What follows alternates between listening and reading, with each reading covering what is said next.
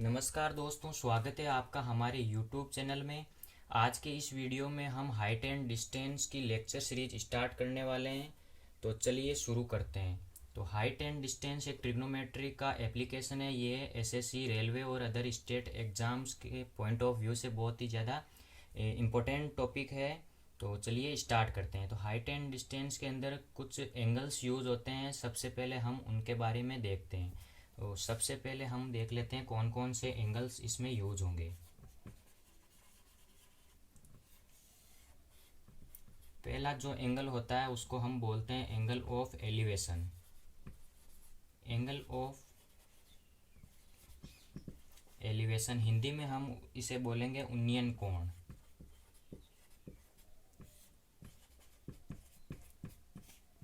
उन्नयन कोण क्या होता है? मान लेते हैं ये कोई मान लेते हैं ये भूमि का तल है, पृथ्वी की सरफेस है। यहाँ पे कोई ऑब्जर्वर खड़ा है यहाँ पे। तो यहाँ कोई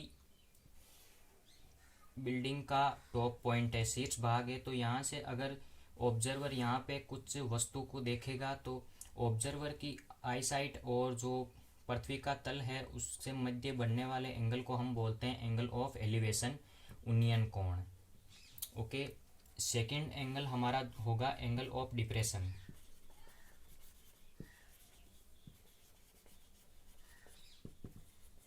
एंगल ऑफ डिप्रेशन को हिंदी में बोलते हैं अवनमन कोण।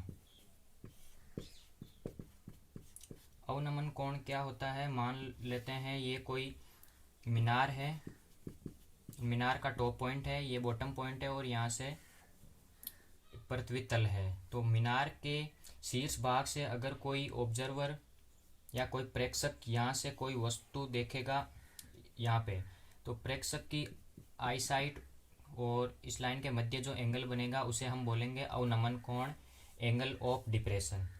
तो हाइट एंड डिस्टेंस के क्वेश्चन सोल्व करते टाइम इन दोनों एंगल्स के बारे में जानकारी होना बहुत ही ज़रूरी है। इनके बारे में आप कंसेप्ट क्लियर कर लीजिए, इनमें काफ़ी कन्फ्यूज़न होता है कई बार। तो एंगल ऑफ एलिवेशन क्या होता है? अगर हम कोई हाइट पे कुछ वस्तु है, यानी यहाँ से h हाइट पे अगर कोई हमारी वस्तु है, उसको अगर हम नीचे से देखेंगे ऊपर, तो जो एंगल बनेगा उसे हम उन्नयन कोण बोलेंगे। और अगर हम ऊंचाई से यहाँ पे कोई वस्तु है, मैं आपको इसी डायग्राम में वो एंगल भी यहाँ पे दिखा देता हूँ कि मान लो यहाँ पे कोई ऑब्जर्वर खड़ा है और यहाँ पे वस्तु देखेगा अगर वो, तो ये जो एंगल होगा इसे हम अवनमन कोण बोलेंगे। ओके। तो ये अवनमन कोण होगा। अगर नीचे से ऊपर देखेगा तो उन्नयन कोण होगा। तो ये क्लियर होना चाहिए आपको। इसके बाद एक एंगल और होता है, इनको हम मिटा लेते हैं यहाँ से।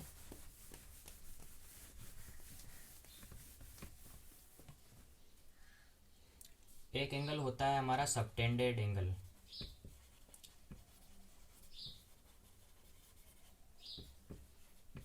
इसे हम बोलते हैं अवतरित कोण। अवतरित कोण क्या होता है? मान लेते हैं ये कोई गुब्बारा है। तो गुब्बारे के यहाँ से और यहाँ पे इसकी सरकमफ्रेंस के यहाँ इस पॉइंट से और इस पॉइंट से जो एंगल बनेगा, ये एंगल, इस एंगल को हम अवतरित कोण बोल देते हैं। गुब्बारा हो, चाहे हम मान लेते हैं कि कोई पृथ्वी से अगर हम चंद्रमा की सरफेस को देखते हैं तो उस केस के अंदर जो एंगल बनता है उसे भी हम सबटेंडेड एंगल कहते हैं। तो इसके बारे में भी आपको जानकारी होना ज़रूरी है। तो चलिए आगे बढ़ते हैं और कुछ बेसिक कंसेप्ट्स देखते हैं हाइट एंड डिस्टेंस से रिलेटेड। तो इससे रिलेटेड हमें तीन बातों का ध्यान रखना है। सबसे पहले ये कोई राइट एंगल ट्रायंगल होगा, तो ये एंगल अगर 30 डिग्री है तो हमें ये साइड लेनी है वन यूनिट और ये साइड हमें लेनी है √3 यूनिट। तो अगर ये साइड 1 यूनिट होगी हमारी, ये √3 होगी, तो ये साइड हमारी 2 यूनिट हो जाएगी। 2 यूनिट क्यों होगी? अब यहाँ पे अगर हम पाइथागोरस थ्योरम अप्लाई करेंगे तो बेस का स्क्वायर और परपेंडिकुलर स्क्वायर और बेस स्क्वायर होगा हाइपोटेनस इसके स्क्वायर के। तो यहाँ पे 1 का स्क्वायर प्लस √3 स्क्वायर बराबर हो जाएगा हमारे 1 प्लस इसका अंडर रूट 1+3 और ये हो गया अंडर रूट 4 इक्वल टू 2। तो ये हमारा जो कर्ण होगा इस राइट एंगल ट्रायंगल का वो हो जाएगा 2 यूनिट। तो ये हम इस प्रॉपर्टी का हम यूज़ हमारे इक्वेशंस को जल्दी सॉल्व करने में करेंगे। और बाकी ये कहाँ से आए, हमने ये अंडर रूट 3 और 1 क्यों माना है, इसका भी एक रीज़न है कि अगर ये 30 डिग्री है तो हम इसके अंदर टेन थीटा अगर अप्लाई करेंगे यहाँ पे, तो ये टेन थीटा या 30 डिग्री है, तो 30 डिग्री की वैल्यू होती है हमारी 1/√3। तो ये हो जाएगा लंब परपेंडिकुलर, और यहाँ पे नीचे है ये आधार, तो लंब अपॉन आधार होगा वो 10 थीटा होगा, और 30 डिग्री अगर एंगल है तो वो हो जाएगा 1/√3। तो इसलिए हम ये यूज़ करते हैं। ओके, तो ये क्लियर है आपको। और सेकंड हमारी जो प्रॉपर्टी है, अगर ये राइट एंगल ट्रायंगल हमारा है, अगर ये एंगल 60 डिग्री दिया हुआ है तो हम इन दोनों साइड्स को क्या मानेंगे। तो अगेन हम यहाँ पे टेन थीटा का कॉन्सेप्ट यूज करेंगे। तो 60 डिग्री हमारा होता है √3, और नीचे हम यहाँ पे 1 ले सकते हैं, तो ये √3 है, ये हमारा आ जाएगा ये परपेंडिकुलर, और जो बेस है हमारा हम 1 ले लेंगे। ध्यान रखना ये कोई सेंटीमीटर और मीटर नहीं है, ये बस क्वेश्चंस को जल्दी करने के लिए हम ले लेते हैं, यूनिट मान सकते हैं हम 1 यूनिट और √3 यूनिट। तो अगर ये √3 है, ये 1 है, तो अगेन ये हमारा 2 आ जाएगा। तो इस प्रकार 60 डिग्री एंगल में भी हम यही यूज करेंगे। और थर्ड केस हमारा होगा, अगर एंगल यहाँ पे दिया हुआ है हमें 45 डिग्री, अगर एंगल हमें 45 डिग्री दिया हुआ है तो हम इसको भी 1 लेंगे, इसको भी 1 लेंगे, और 1 का स्क्वायर प्लस 1 का स्क्वायर का अंडर रूट होगा हमारा 2 रूट। तो इस केस में हम इसको √2 लेंगे। 45 अगर हम ये एंगल लेंगे तो ये एंगल 90 हो गया, ये 45 है, तो ये एंगल भी हमारा 45 डिग्री ही होगा। तो बराबर कोई एंगल हो जाते हैं तो तीसरी जो भुजा होती है उसके जो बराबर कोणों की समूह भुजाएं बराबर होती है। तो ये दोनों एंगल अगर बराबर हो जाएंगे तो ये दोनों जो साइड्स होगी इनके सामने 45 के सामने ये हो जाएगी, और इस 45 के सामने ये साइड है, तो दोनों साइड हमारी इक्वल हो जाएगी। तो दोनों साइड इक्वल होने के कारण ही हमने यहाँ पे 1 लिया है, तो यहाँ पे भी 1 लिया है, और यहाँ पे √2।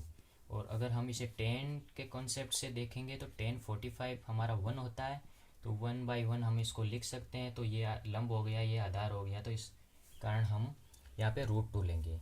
तो आइए हम इस कॉन्सेप्ट से रिलेटेड एक क्वेश्चन देख लेते हैं। तो आपको ये तीनों अपनी नोटबुक में नोट कर लीजिए, बहुत ही इंपॉर्टेंट रिजल्ट्स है इनका। हम कई क्वेश्चंस में डायरेक्ट यूज करेंगे, तो आपको बिल्कुल टाइम नहीं लगेगा।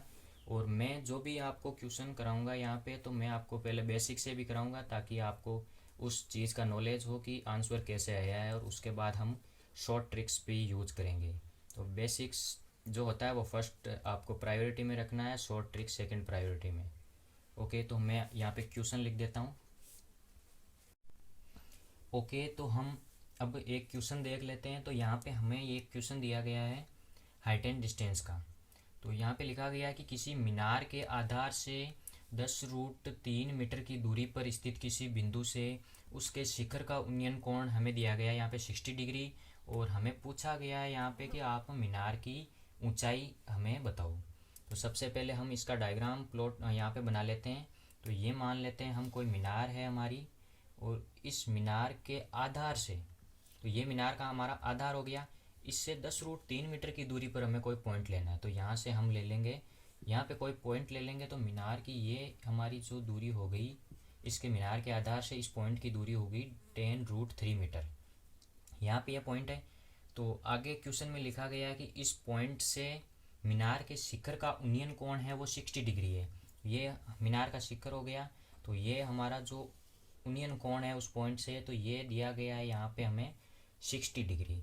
हमें पूछा गया है कि मीनार की आप ऊंचाई ज्ञात करो, तो ये हो गई मीनार की ऊंचाई, हाइट, ये हमें बतानी है। तो हम इसको एच मान लेते हैं, ये पॉइंट हम ए ले लेते हैं, ये बी और ये सी। तो सबसे पहले मैं आपको इसे बेसिक से करके बता देता हूँ, उसके बाद हम वो जो हमने अभी पहले 3 केस देके उनसे हम डायरेक्ट इसको सोल्व करेंगे। तो बेसिक से हम यहाँ पे करेंगे। तो ये राइट एंगल हो गया, तो यहाँ पे ये साइड और ये साइड हमें यूज में लेनी है। तो हमें पता है ट्रिग्नोमेट्री जो हमारे फंक्शंस है उनके अंदर सिर्फ और सिर्फ टेन थीटा और कोट थीटा, दो ऐसे फंक्शन है उनके अंदर आधार और लंब दोनों का यूज होता है, जबकि साइन कोस और कोसेक और सेक उनके अंदर इस हाइपोटेन्यूस का यूज होता है और इसका होता है एक का दोनों में से। तो अगर टेन और कोट में ही दोनों का यूज होगा तो हम या तो टेन लेंगे यहाँ पे या कोट यूज करेंगे, दोनों से हम आंसर निकाल सकते हैं। यहाँ पे मैं टेन थीटा की प्रॉपर्टी लगा देता हूँ। तो इस ट्राइंगल एबीसी में हम 60 डिग्री अगर हम लेंगे 60 डिग्री 60 डिग्री लेंगे तो टेन थीटा हमारा क्या होता है कि लंब बटा आधार। तो इस केस में हमारा लंब हो गया h और आधार हो गया 10√3। तो लंब हो गया h, आधार हो गया 10√3। ओके, तो 60 की वैल्यू टेबल से हमें पता है कि 60 की वैल्यू होती है √3। ओके, 60 की वैल्यू √3 हो गई और h 10 डिवाइडेड बाई √3। तो यहाँ से हम h की वैल्यू निकालेंगे, तो इसको इससे मल्टीप्लाई कर देंगे। तो 10 √3 को √3 से करेंगे तो 3 आ जाएगा। तो h की वैल्यू हमारी आ गई 30 मीटर। h की वैल्यू आ जाएगी हमारी 30 मीटर। ओके, तो हाइट हमारी मीनार की जो हाइट है इस पॉइंट से बी से ए तक की वो आ गई हमारी 30 मीटर। ओके, अब हम इसको शॉर्ट तरीके से कर लेंगे। एग्ज़ाम में हमें कैसे करना है वो चीज़ हम यहाँ पे देखते हैं, लेकिन आपको इसकी जानकारी बेसिक की होनी बहुत ज़रूरी है, क्योंकि काफ़ी टाइम ऐसे क्वेश्चन आ जाते हैं उनमें हम शॉर्ट तरीका नहीं लगा सकते हैं, तो ये तरीका हम लगा लेते हैं। तो चलिए हम शॉर्ट तरीके से इसको करते हैं। अभी मैंने आपको अभी थोड़ी देर पहले बताया था कि अगर हम ये एंगल 60 डिग्री लेंगे तो सामने वाली 60 के सामने वाली साइड √3 और ये 1 और ये 2 लेंगे। ओके, तो ये हमारी साइड है 1। इस केस में 1 यूनिट हमारी जो लेंथ है वो इक्वल है 10√3 के। 1 यूनिट लेंथ है 10√3। ओके, तो हम इस केस में देखते हैं कि अगर 60 डिग्री दिया हुआ तो उसके सामने वाली को हम मानेंगे √3 और इसको मानेंगे हम 1।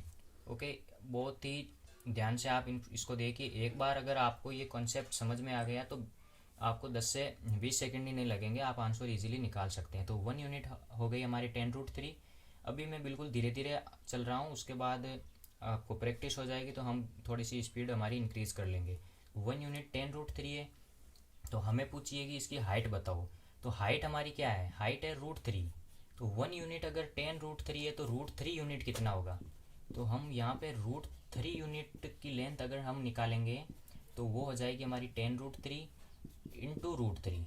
ओके, तो ये वही बात हो गई कि अगर एक पेन का मूल्य 5 रुपये तो 5 पेन का कितना होगा, तो हम 5 इंटू 5 कर देते थे, 25 हो जाता था। उसी प्रकार 1 यूनिट लेंथ 10√3 के इक्वल है, तो √3 लेंथ हमारी होगी 10√3 इंटू √3। तो अगर √3 को √3 से मल्टीप्लाई कर दिया तो ये आ गया हमारा 3 और 10 इंटू 3 हमारा हो गया 30 मीटर हमारी हाइट आ गई इसकी। तो इस प्रकार हम इस प्रॉपर्टी का यूज़ करके हमने अपनी हाइट इसकी निकाली, बिल्कुल भी हमें टाइम नहीं लगा।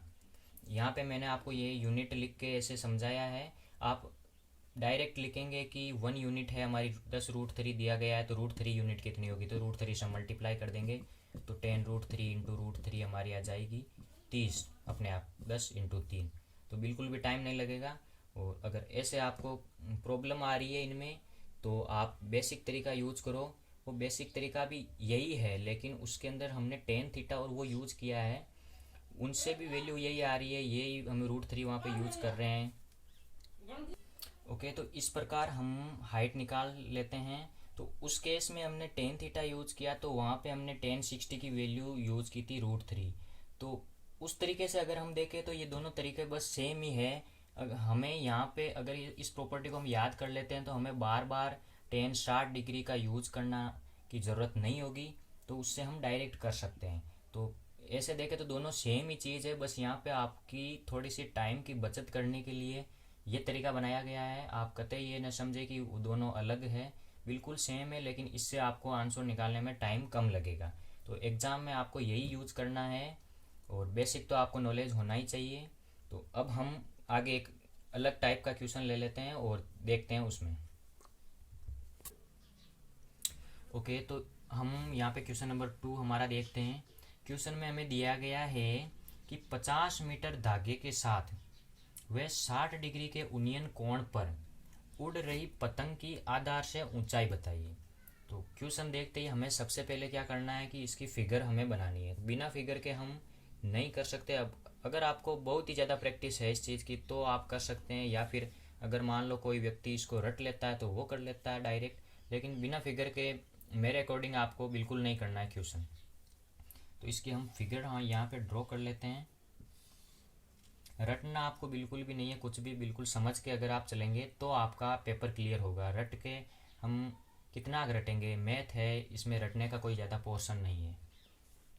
ओके, तो सबसे पहले फिगर हम उस टाइप से बना लेते हैं कि मान लो यहाँ पे कोई पतंग उड़ रही है हमारी। पतंग को हम एट ए डॉट ही यूज करेंगे, एट ए पॉइंट की तरह हम लेंगे। यहाँ पे ऐसा नहीं कि भाई पतंग है तो हम सबटेंडेंट एंगल का वो कॉन्सेप्ट लगाएंगे, वो हम यहाँ पे यूज़ नहीं करेंगे। पतंग के केस में ऐसा नहीं किया जाता है। तो 50 मीटर के धागे के साथ पतंग उड़ रही है। तो ये यहाँ पे कोई व्यक्ति है, ये पतंग उड़ा रहा है, ये 50 मीटर का धागा है।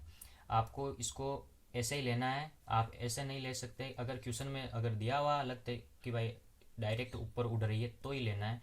अगर सामान्य परिस्थितियों में इसको ऐसे ही लिया जाता है कर्ण के रूप में धागे को। तो ये हमारा हो गया 50 मीटर धागे के साथ में 60 डिग्री के उन्नयन कोण पर ये उड़ रही है। 60 डिग्री का उन्नयन कोण है तो ये एंगल हमारा है 60 डिग्री। ओके, तो यहाँ पे पूछा गया कि पतंग की आधार से ऊंचाई बताइए। तो आधार हो गया ये इसका, तो हमें ये हाइट बतानी है इसकी। यहाँ पे ये राइट एंगल ट्राइंगल बनेगा। ये हाइट हमें पूछिए कि यहाँ पे पतंग उड़ रही है, यहाँ से कोई इसको ऑपरेट कर रहा है पतंग को धागे के साथ, और ये 50 मीटर लेंथ है इस धागे की। तो ये हाइट पूछी गई है। तो इस केस में हम कौन सा जो थीटा का है वो यूज़ करेंगे। आपको यहाँ पे देखना है कि ये 50 यूज़ होगा और ये एच यूज़ होगा, ये यूज़ यहाँ पे नहीं होगा, ये नीचे वाला। तो ये कर्ण और ये आधार हो गया, सॉरी ये लंब हो गया। तो लंब और कर्ण कौन से में आते हैं, कोसेक और साइन में आते हैं। कोसेक और साइन, ओके, कोसेक और साइन में ये यूज़ होंगे। तो हम यहाँ पे साइन का फॉर्मूला अप्लाई कर देते हैं। यहाँ पे हम लिखेंगे साइन 60 डिग्री। साइन 60 डिग्री हमारा क्या होता है, लंब बटा कर्ण। लंब हो गया इसका, लंब परपेंडिकुलर ये है एच, और हाइपोटेन्यूस हो गया इसका 50, एच बटा 50। तो tan 60 की वैल्यू हो जाएगी √3/2। √3/2 होती है tan 60 की वैल्यू, आपको पता है।